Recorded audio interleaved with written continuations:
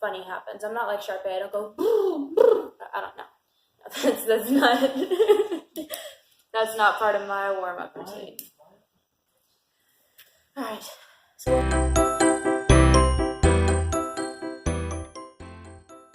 hey guys, it's Psychotic Cat. I was just thinking today about the story and skill I'm going to give you. I have a list of a whole bunch of different coping skills that I've made, and today I decided, you know what? I'm going to do something that not many people have heard about. A lot of people have heard about the sensory countdown. A lot of people know, not many people know about shuffling cards, but a lot of people know about music, and shuffling cards is just kind of one of those things. It was out there, but this one I think is very out there. I like to fold pieces of paper and tape. I know that's kind of, weird, but it helps me with my anxiety. You know how like people have like the fidget cubes and the fidget spinners? We have one around here somewhere, I don't know where it is. But the fidget spinners, fidget cubes, they're great because they help people who have like social anxiety or like a hard time concentrating. It helps them be able to concentrate on what they're hearing and not feel like they're like the center of everything that's going on. It's not like there's a spotlight on them and they have to pay attention. They could just look down, play with their fidget spinner, play with their cube. And that's kind of what the folding paper and tape does. And the way that I found out about this was actually kind of weird. Kind of like the shuffling cards just kind of happened. It was just something that I wasn't expecting to do. I wasn't expecting to learn. I didn't think that it was doing anything for me until I actually started putting it into play. So I was picking out my 8th grade classes. I was 7th grade, going into 8th grade.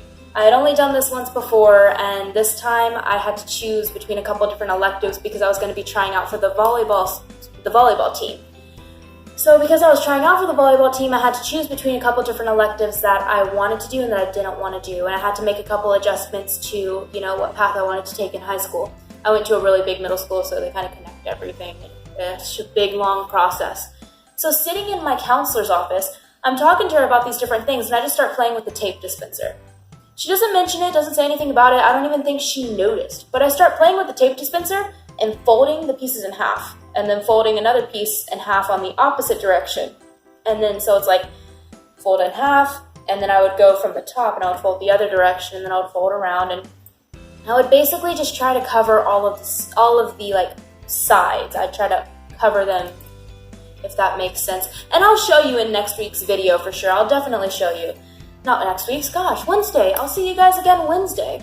So I'll show you guys this on Wednesday's video, and I'll also show you the folding paper, because folding paper is kind of similar to folding tape. So they both kind of work the same way. But the folding tape in the counselor's office, I don't know what I was doing, but I got like after folding it that many times, I think it was like that thick, not thick, just folding tape, making out my classes. Like, so much anxiety was going through my head, and folding that tape really helped me to focus on that and be able to calm down enough that I could listen to what my counselor was actually saying without having to overcompensate in my brain and think way too many things all at once, way too fast. I could slow down, I could do that, and I could listen to what she was saying while focusing on that to kind of keep myself calm.